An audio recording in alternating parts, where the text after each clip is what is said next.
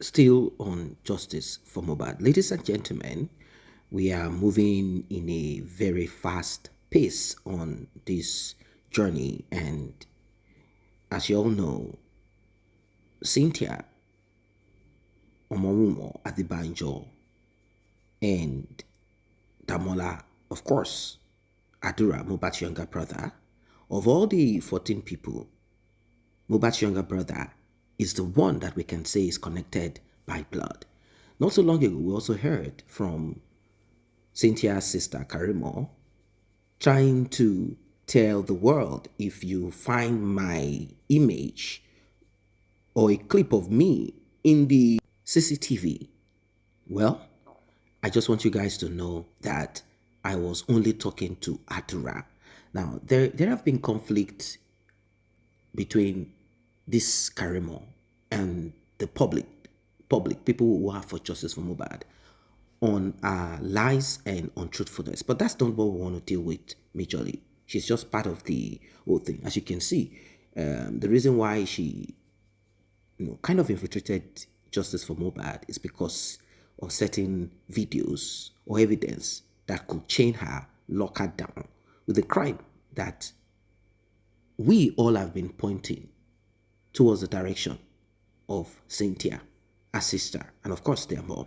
So Yomi Fabi did wonderfully. I mean, not by himself alone, but with the help of you and I, everyone, all hands on deck. And there is this very deep, explosive info that just dropped.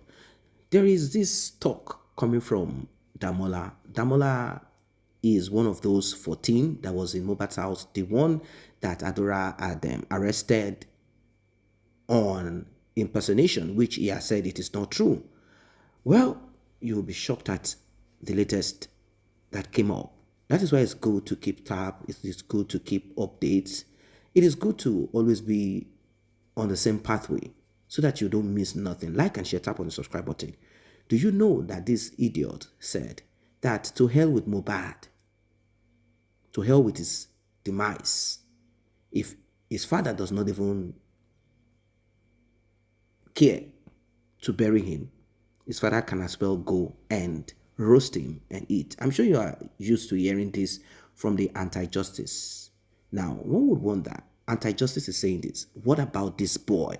This one that was with Mohbad. I heard when this guy was saying, we around Mohbad, we will take all the blows and punches and stress for this guy. And whenever opportunities come for us to travel outside of the country, he will call one of his friends that was never part of the team.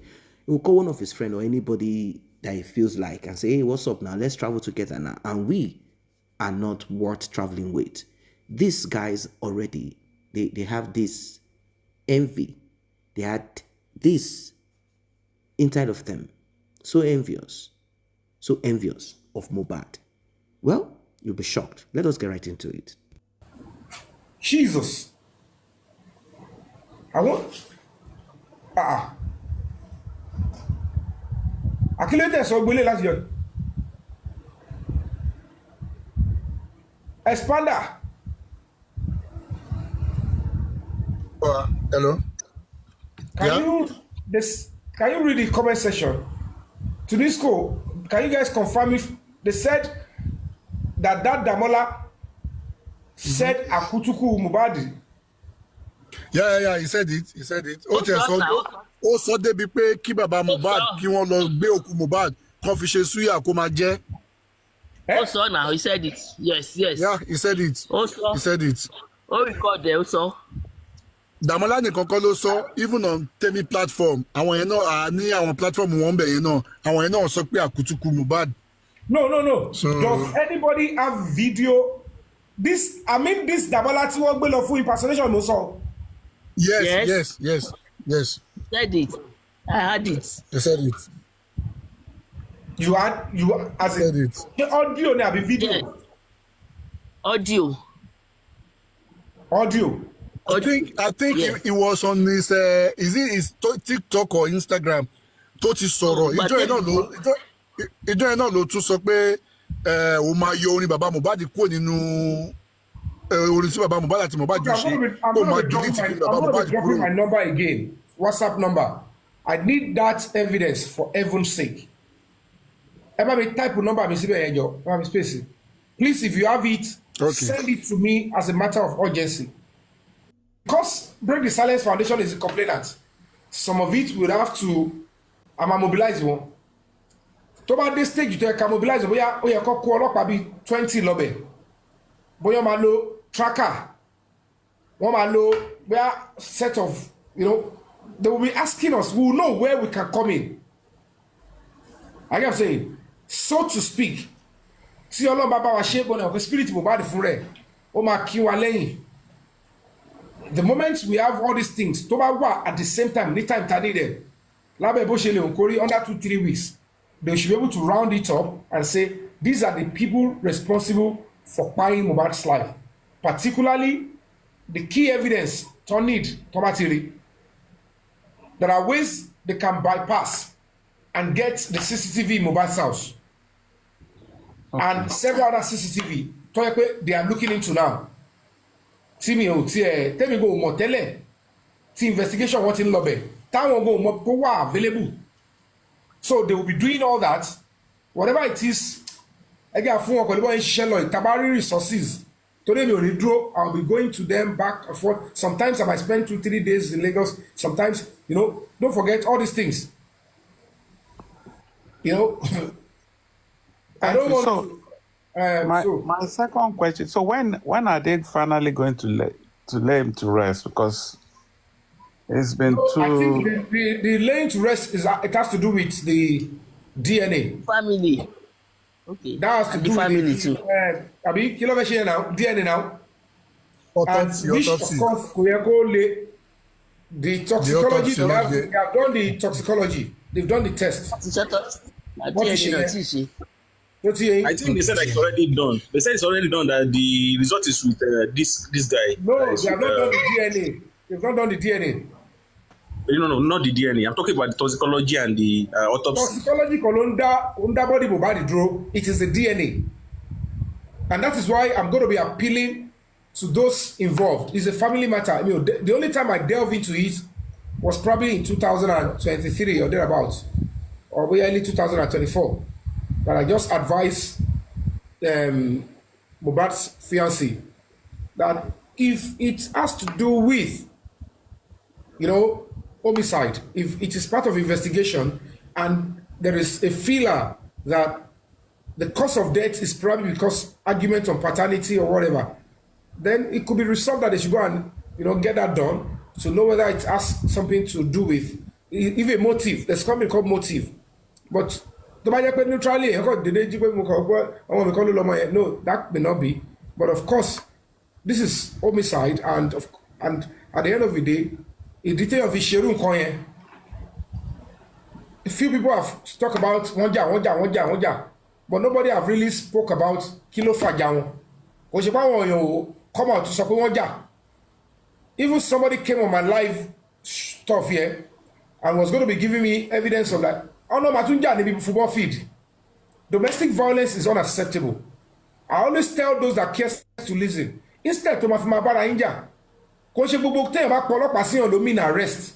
You might call in the police so that they can be able to give you both advice and maintain ADR, alternative dispute resolution. Every time the police come in, is not meant to be arrest, because tí o bá ti see bodily injury, tó bá jẹ́ pé verbal threats and stuff, they could bind. Police could say, we are aware, don't do this, we know you now, we know this now. Then there will be peace, because ẹlòmíì tó bá ti bẹ̀rẹ̀ that terrible violence or violent tendency, kò kí ń gbọ́rọ̀ anybody lẹ́nu wọn. Àwọn obìnrin kan wà, ìgbà yẹn ló máa lọ yọ ọ̀bẹ, ló máa yọ hot, and they will look at it kò sí ohun tó máa ṣẹlẹ̀. Ẹlòmíì á ní mo rí message o ṣàtẹ̀yàn kan mo rí kinní kan òun máa jẹ́ ẹ̀pọ̀n ẹni òun máa ṣe kinní kan ọkùnrin mi àná òun rí ẹwọ́rú the other guy tì mí lẹ́yìn àbí kí lórúkọ ẹ̀ ó ní torí òun rí text message lọ́wọ́ gẹ́ yẹn, and then you took her life and then you butchered her because you can't contain your anger. If you know she has not fucked up, caution with those words you are saying, caution please. So gbogbo àwọn nǹkan bẹ́ẹ̀ yẹn ẹ má bínú TikTok ẹ má bínú. So at the end of the day gbogbo nǹkan tá à ń preach yẹn pé àwọn kan believe pé ó better kó resort into violence than to involve police that are meant to maintain law and order and peace. Because some people are not raised properly. Their father beat their mother. They don't involve the police. So they think that if you are in a relationship, you should be beating your girlfriend or your wife. So if you don't beat and you involve the police, they assume that you have done something wrong because that is not how they were raised. Second time, Anthony, now that you want to remove the hard disk, what will my CCTV be recording on? And okay, I feel like I should share better see pay. Mo ṣe tún sáré wá owó. Àpín ìbọ́ sórí social media mo láti pè lára àwọn tó support mi a ṣe sáré ra hard disk. Mo tún kọ́ àwọn ọlọ́pàá lọ pé okay kọ́ bàbá tún sọ pé ó lọ àwọn olójú pé látàárọ̀ tàtù wá bí okay wá lọ jẹ lunch. While we are waiting for the hard disk, àwa ṣe padà lọ sínú estate yẹn a ṣe wọnúlé wọ́n ṣe tú hard disk yẹn so that whatever the case may be ìtọ́lọ́pàá fẹ́ lọ investigate then that hard disk will not be onímọ̀ record sórí empty. Okay, take this one. Just because the man is like, oh sorry, what I just want to do is to obey the court order. They've threatened me enough because they've gone to the man have seen enough threats. Dragging.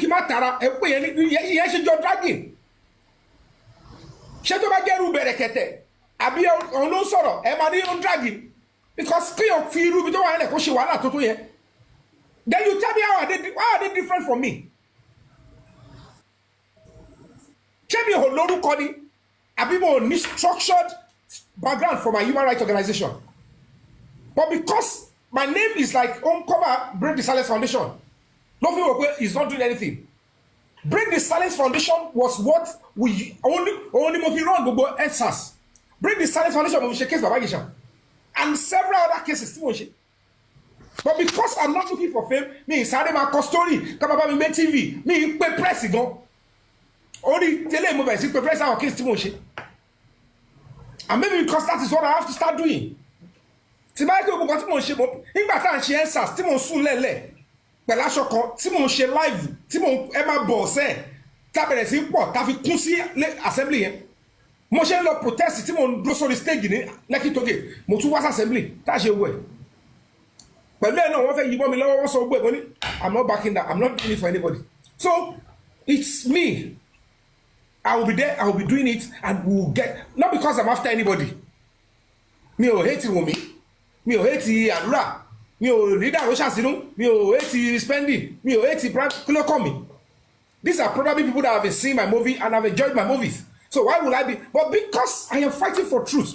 If I find you in the way, ebi mama so tall on me more come on hate me talo I want to like it that ìwọ tó bá ńbẹ pé mo ma hate your me so artist to like it kí sọ the limit of justification of your likeness gbogbo ẹ̀yin tẹ́ like Rico Suave ó fa yóò ṣe kan tell me when last have you spoken about Rico Suave àbí tó wọ t-shirt àbí tó lọ sí grave wàá máa tàn mí pé mo like it. The likeness is I must be doing right by your side.